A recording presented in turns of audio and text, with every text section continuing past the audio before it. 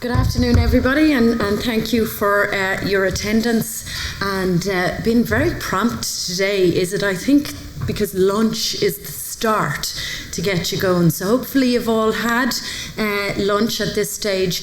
But remember, the networking piece is just as important as the presentations you're going to hear from as well. So I'm delighted that people took the advantage of networking at the start, and there will be some elements of that at the end as well. But just to give context around, I suppose, the Dublin Regional Skills Forum, and thank you, Siobhan, as our chair. I'm delighted to have the opportunity to put context to what we're doing for those maybe in the room who actually are not aware.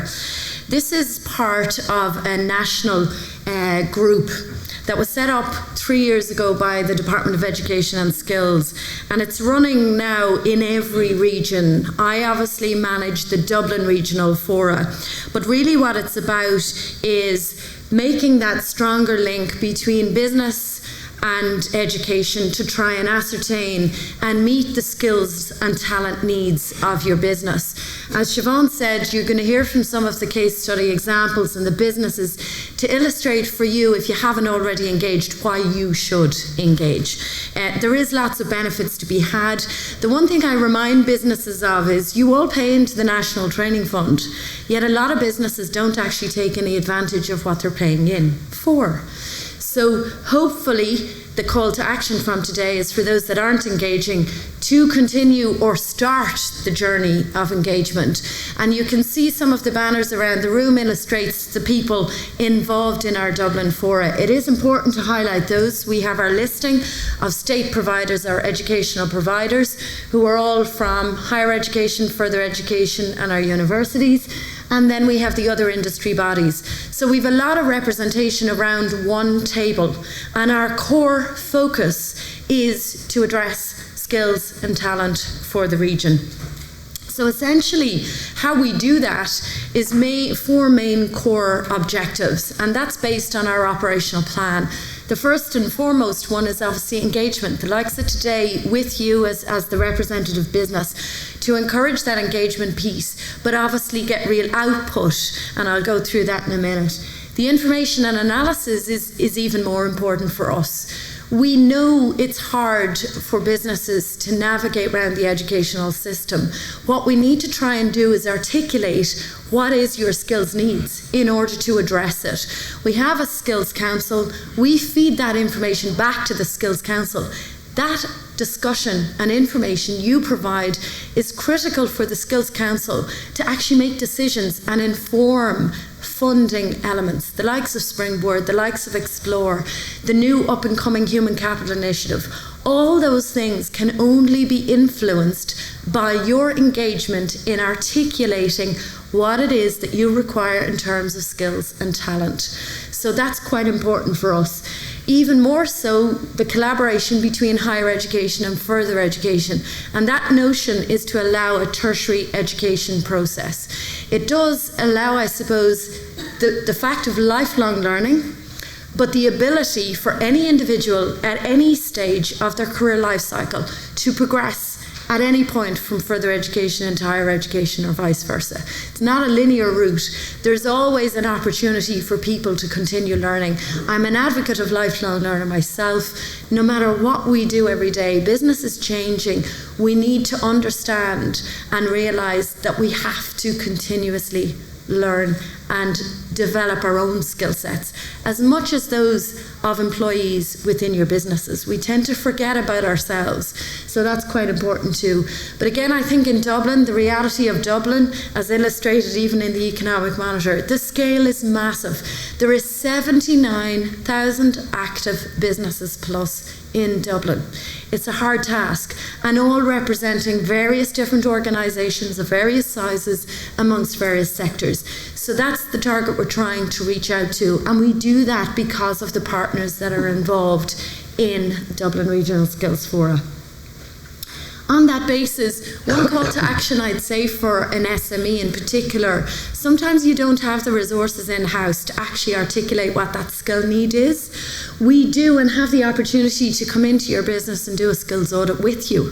So we sit down with you And it's very informal over a cup of coffee to sit down and talk through what are the difficult roles that you're trying to fill in terms of occupations, but the skills that are required for those occupations. We then take that information away and then we connect you with the relevant provider who can potentially meet those skills needs. So that's quite important. There is details in your packs. You have a lovely blue bag. Please do take them away with you. Because it mightn't be necessarily today, but it might be in a month or 2 months or even 6 months' time that you think, yeah, I heard something she said about skills and funds and availability. Please do take the information and then link in with us after. The outputs. This is where we really deliver on the KPIs for the National Skills Council, and we focus on 4 core areas. Ultimately, it's influencing the curriculum development within both our further education providers and higher education. We can only do that if you engage with the providers to actually get an understanding of the skill sets you require to influence and inform on an ongoing basis the curriculum that is delivered by the education providers. Skills, obviously skills change. Businesses are evolving, technology changes are evolving and happening all the time. Skills, that diversification of skill sets required at various different levels is something that we want to certainly address and support you in. And there is mechanisms and funding to do that. The graduates, I suppose the key thing is to ensure that the graduates and the readiness of the graduates coming through the system are ready to hit the ground running in your business. So it's about employability skill sets based on the provision that is being provided. But the key challenge that I have every conversation with an SME is, where are we going to get the future talent pipeline? It's a rat race out there. You're all competing to get these graduates coming through the system.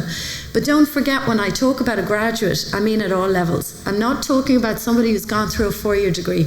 I'm talking about school leavers. I'm talking about further education, people who have done PLC programs right through the system. They're the future talent pipeline. And by engaging, you make the connection with the education providers to access that talent pipeline. So on that basis, I think I've spoken enough, but what I'm going to do is just cover the first case study, as Siobhan said. This is a project called Explore. Explore, in essence, was developed by the Regional Skills Forum managers with collaboration with the Department of Education and Skills, obviously, but the ETBs, the Educational and Training Boards, and I'm delighted that City of Dublin ETB and DDL ETB are both here today because they delivered Explore for us. Without that provision, we wouldn't have been able to produce this. Essentially, what Explore was trying to do was meet the need for digital skills of a particular cohort. That cohort were over 35 years of age, and essentially they are individuals who are trying to progress to the next level but don't have the basic digital skill sets. The programme itself, in terms of the process, was over a 6-week period. It was all done on site, free of charge.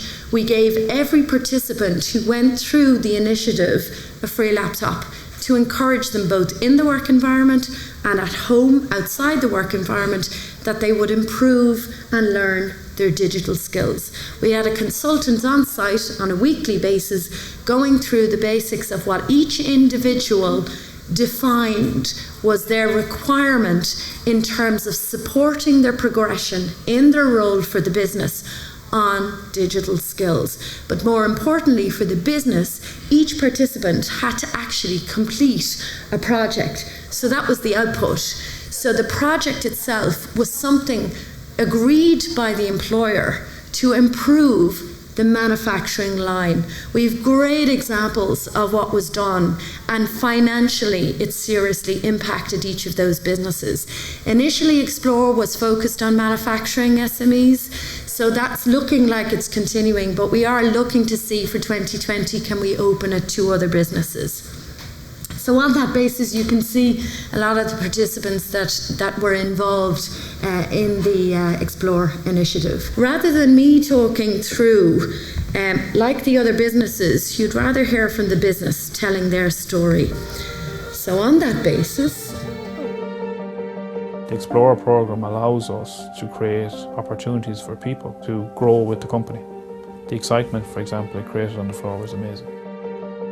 I get a lot of schemes and a lot of programs that will come to my desk, and this ticked a lot of boxes. I've learned a lot doing the course.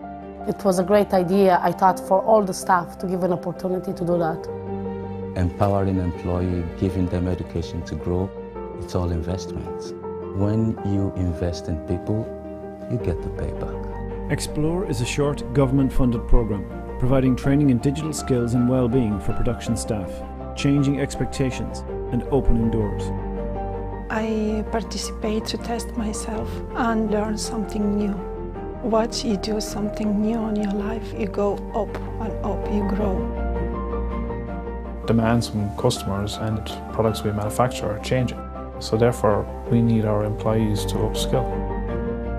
Our experience with the Explore programme has been 100% positive. Just what the staff have gained during the time of the project. From the digital skills to well-being, to projects, to communication, teamwork. Like, they've benefited so much and have gained so much during the time. I would tell everybody to give it a go. You never know the abilities, what you can come up with when you are actually doing a course. Give it a go.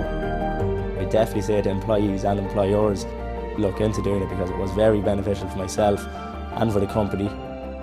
From a return point of view, you're far better off to add a skill to a good employee that knows your culture and knows everything about your company. It's a far better return on investment. Let the staff show you what they're able to do. The Explore programme is the result of a collaboration between Education and Training Boards, the Regional Skills Fora and the Department of Education and Skills. But it's also a collaboration between the employers and the participants themselves. So because of this bringing together of government departments, Regional Skills Fora, Education and Training Boards, enterprise employers and learners, the result is powerful and impactful.